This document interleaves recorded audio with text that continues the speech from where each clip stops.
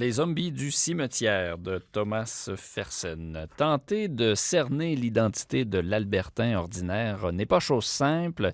Quand la sénatrice Paula Simons a tenté de le faire dans une série de balados intitulée Alberta Unbound, elle a reçu beaucoup de réponses teintées de stéréotypes des travailleurs du pétrole, des cowboys, des ranchers.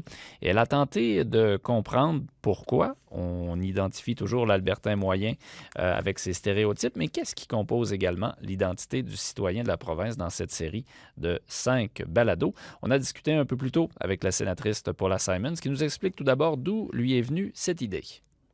C'était dans une conversation avec le professeur Jared Wesley, qui travaille à l'Université d'Alberta. Il est un professeur de sciences politiques et il est en train de faire un grand reçu au sujet de l'identité albertaine, mais pas comme des autres. Ce n'est pas la question pour les gens qu'est-ce qu'ils pensent soi-même de son identité, mais il a un exercice où il demande à tous les sujets euh, dessinez-moi un portrait d'un Albertain typique. Et euh, c'est un exercice de trouver qu'est-ce que nous pensons de nos voisins, vraiment, nos voisins albertains. Et c'est intéressant pour lui de trouver que presque tout le monde a dessiné un portrait d'un Albertain comme un cowboy ou peut-être comme un éleveur ou un foreur, les gens stéréotypiques. Euh, et même s'il y a des personnes dans les expériments qui n'étaient pas comme ça, c'est pour lui, c'est une enquête. Pourquoi nous pensons que nous sommes comme un stéréotype quand nous sommes vraiment plus divers et plus intéressants que ça. Mais comment vous le décriveriez, l'Albertain moyen de 2020? Là? Aujourd'hui, on prend un Albertain. Là. C'est ça qui est Oui, difficile d'en prendre un, mais ça serait quoi le portrait, là, selon vous? nous avons fait cette balado avant le vrai début de COVID-19. C'est le première semaine de mars. Euh, et c'est un autre temps, c'est un temps avec beaucoup de... Tout le monde parle au sujet du séparatisme albertain, de la Buffalo Declaration, de Wexit, des choses comme ça. Tout le monde comprend en Alberta, c'est un temps dur pour l'économie et pour les choses albertaines.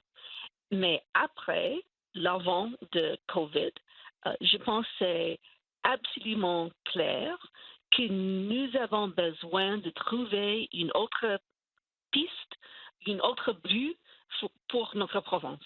Parce que c'est impossible de rester dans le temps ancien, de penser que c'est possible pour, pour l'avenir de faire exactement la même chose que nous avons fait. Euh, Mhm. Parce que nous avons besoin de trouver un nouveau but, je pense, pour notre province. Ouais. Les politiciens le font souvent, eux aussi, tenter de définir l'identité des Albertains. Rachel Notley le faisait et Jason Kenney le fait également des deux côtés de la politique en disant qu'ils sont Oui. résilients, hard workers, se retroussent les manches, vont au travail. Euh, Est-ce que c'est ça l'image de l'Albertain moyen, si on veut, c'est aussi stéréotypé? Ou? Peut-être un peu. Tous les stéréotypes à la récent dans un moitié de vérité, je pense. Mais je pense plus que les gens albertains, c'est une histoire de liberté. Il y a beaucoup de gens qui ont cherché une nouvelle vie en Alberta. Le premier qui arrive d'Europe, de Est du Canada, euh, euh, cherche une place pour faire une nouvelle vie euh, avec, avec une rêve de liberté. Mhm. Et je pense que ça, c'est dans toutes les racines d'Albertin. Euh, il y a dans le cœur, dans l'âme albertain, un sens que nous cherchons toute liberté. Une, une chance de faire un nouveau type de vie dans cet pays promet. Mais c'est un peu aussi un mythe parce que vraiment, il y a les gens autochtones ici avant le début de l'immigration d'Europe. Et, et c'était très important pour moi dans cette balado de parler aussi avec quelqu'un qui peut parler au sujet de l'histoire autochtone. Et je suis fière que mon invitée, Dr. Diana Steinhauer, elle est la présidente de Yellowhead Tribal College et une année de la Nation Cree de Saddle Lake, qui était avec nous, de parler au sujet de l'histoire de les traités et l'histoire autochtone en Alberta et les racines autochtones d'Alberta. C'est très important.